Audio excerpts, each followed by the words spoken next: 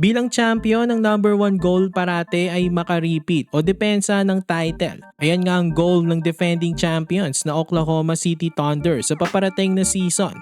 Walang duda na sila ang team to beat at ang favorites makakuha ng 2026 NBA title. Ito nga ang preview ng defending champion. Netong off-season na panatili nga ng OKC ang kanilang young core.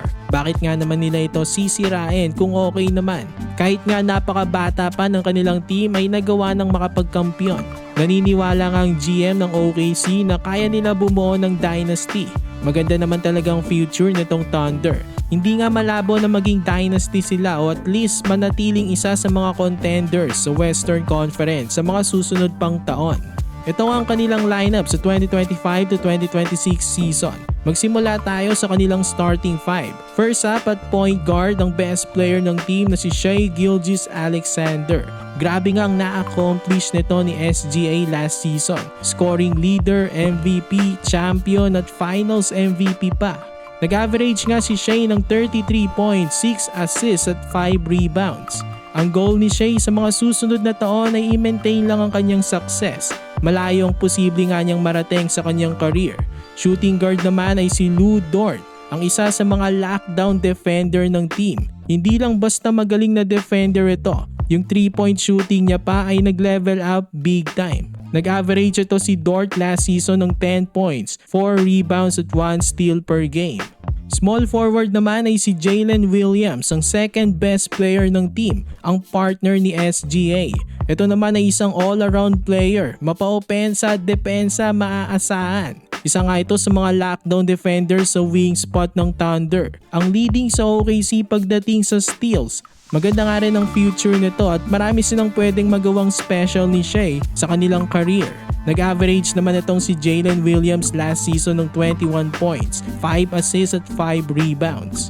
Power forward naman ay si Chet Holmgren, ang shot blocker, rim protector ng team at ang future ng mga big sa NBA. Isang ang matchup nightmare sa mga big man itong si Chet dahil mabilis siya sa karamihan na big sa NBA at napakadelikado pa sa labas.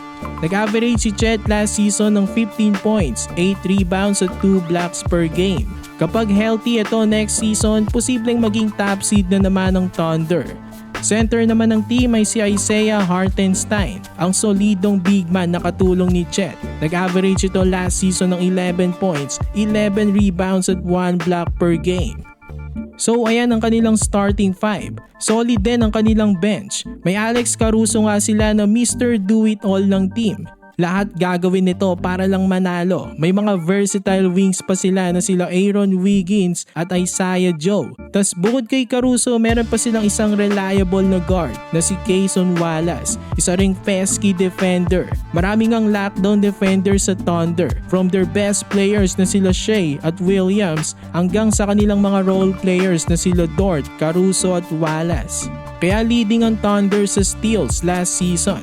Wala masyadong nadagdag na key players sa Thunder ng free agency dahil balak lang nila talaga panatilian ang kanilang young core. May nakuha naman sila sa draft 15 pick overall na si Thomas Sover. Mukhang solid na big man na may potential sana. Yun nga lang na injured. Nagtamo ng torn ACL at posibleng mamintis ang buong season. Pero meron pa silang isang rookie, si Brooks Barnhizer, ang 44th pick overall ng draft. Itong lineup ng Thunder ay napakabata pa talaga pero deadly na. Kompletos rekados ang team na to. Meron silang unstoppable na best player ng team na si Shai.